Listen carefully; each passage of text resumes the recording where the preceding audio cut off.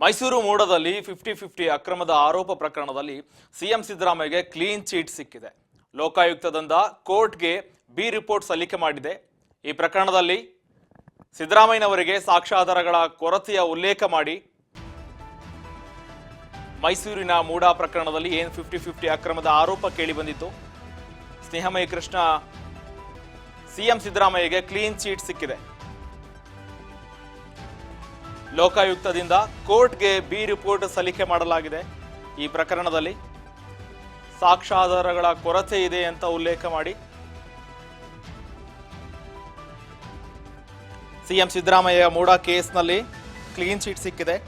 ಈ ಪ್ರಕರಣದಲ್ಲಿ ಸಾಕ್ಷ್ಯಾಧಾರಗಳ ಕೊರತೆ ಉಲ್ಲೇಖವಾಗಿ ಈಗ ಮೂಡ ಪ್ರಕರಣದ ವರದಿಯನ್ನ ಸಿದ್ಧಪಡಿಸಿರುವ ಲೋಕಾಯುಕ್ತದವರು ಸಿಎಂ ಸಿದ್ದರಾಮಯ್ಯ ಕುಟುಂಬದ ವಿರುದ್ಧ ಏನು ದೂರು ನೀಡಿದ್ದ ಸ್ನೇಹಮಯಿ ಕೃಷ್ಣ ಈಗ ಬಿ ರಿಪೋರ್ಟ್ ಸಲ್ಲಿಕೆ ಮಾಡಿದೆ.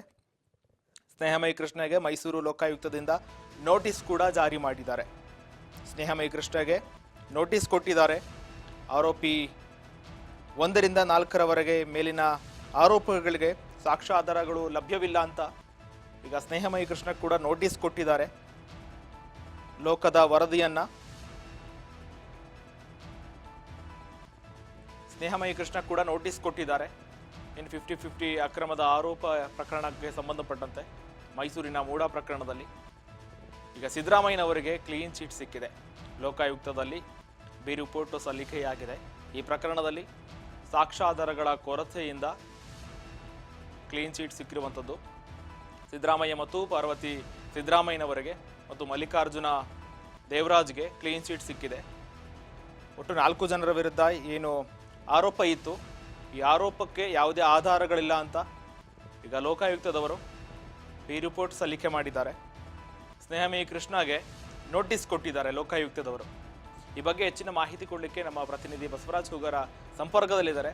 ಬಸವರಾಜ್, ಈಗ ಲೋಕಾಯುಕ್ತದವರು ಬಿ ರಿಪೋರ್ಟ್ ಸಲ್ಲಿಕೆ ಮಾಡಿದ್ದಾರೆ. ಸಿದ್ದರಾಮಯ್ಯ ಸೇರಿದಂತೆ 4 ಜನರಿಗೆ ಕ್ಲೀನ್ ಚೀಟ್ ಸಿಕ್ಕಿದೆ. ಜೊತೆಗೆ ನೋಟಿಸ್ ಕೂಡ ಕೊಟ್ಟಿದ್ದಾರೆ ಸ್ನೇಹಮಯಿ ಕೃಷ್ಣಗೆ. ಏನಿದೆ ಅಪ್ಡೇಟ್ಸ್ ಬಸವರಾಜ್ ಈ ಬಗ್ಗೆ? ಶ್ರೀಕಾಂತ್, ಮೂಡ ಪ್ರಕರಣ ದೊಡ್ಡ ಮಟ್ಟಿಗೆ ಚರ್ಚೆ ಆಗಿತ್ತು. ಈ ಮೂಡ ಪ್ರಕರಣಕ್ಕೆ ಸಂಬಂಧಪಟ್ಟಂತೆ ಅಕ್ರಮವಾಗಿ ಸೈಟ್ಗಳನ್ನ ಪಡೆದುಕೊಂಡಿದ್ದಾರೆ, ಅಧಿಕಾರವನ್ನ ದುರ್ಬಳಕೆ ಮಾಡಿಕೊಂಡಿದ್ದಾರೆ ಸಿಎಂ ಸಿದ್ದರಾಮಯ್ಯನವರು ಮತ್ತು ಅವರ ಕುಟುಂಬ ಅನ್ನುವಂಥದ್ದನ್ನು ಕೂಡ ಅಲ್ಲಿ ಉಲ್ಲೇಖಿಸಿ ಸಾಮಾಜಿಕ ಕಾರ್ಯಕರ್ತರಾಗಿರ್ತಕ್ಕಂಥ ಸ್ನೇಹ ಅವರು ಕೂಡ ದೂರನ್ನು ಕೂಡ ಸಲ್ಲಿಸಿದ್ರು. ಆ ಒಂದು ವಿಚಾರಕ್ಕೆ ಸಂಬಂಧಪಟ್ಟಂತೆ ಲೋಕಾಯುಕ್ತ ಕೂಡ ಸಾಕಷ್ಟು ತನಿಖೆಯನ್ನು ಕೂಡ ಈಗ ಕೈಗೊಂಡಿದೆ.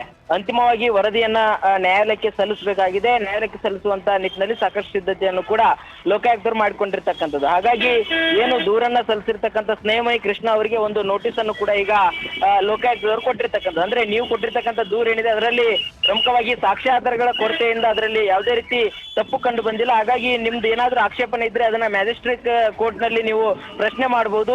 ಈ ಒಂದು ನೋಟಿಸ್ ತಲುಪಿದ 1 ವಾರದೊಳಗಡೆ ನೀವು ಅದನ್ನ ಪ್ರಶ್ನೆ ಮಾಡಬಹುದು ಅನ್ನುವಂತ ನಿಟ್ಟಿನಲ್ಲಿ ಕೂಡ ಈಗ ಸ್ನೇಹಮಯಿ ಕೃಷ್ಣ ಅವರಿಗೆ ನೋಟಿಸ್ ಅನ್ನು ಕೂಡ ಲೋಕಾಯುಕ್ತರು ಜಾರಿ ಮಾಡಿಕೊಂಡಿರ್ತಕ್ಕಂಥದ್ದು. ಹಾಗಾಗಿ ಸಿಎಂ ಸಿದ್ದರಾಮಯ್ಯ ಅವರಿಗೆ ಮೂಡ ಪ್ರಕರಣಕ್ಕೆ ಸಂಬಂಧಪಟ್ಟಂತೆ ಕ್ಲೀನ್ ಚೀಟ್ ಲೋಕಾಯುಕ್ತರು ಕೊಟ್ಟಿರ್ತಕ್ಕಂಥದ್ದು. ಈ ಒಂದು ನಿಟ್ಟಿನಲ್ಲಿ ದೊಡ್ಡ ಮಟ್ಟಿಗೆ ಸದ್ದು ಮಾಡಿರ್ತಕ್ಕಂಥ ಈ ಮೂಡ ಪ್ರಕರಣದಿಂದ ಸಿಎಂ ಸಿದ್ದರಾಮಯ್ಯ ಅವರಿಗೆ ಬಿಗ್ ರಿಲೀಫ್ ಸಿಕ್ಕಿದಂತ ಆಗ್ತಾ ಇದೆ. ಶ್ರೀಕಾಂತ್.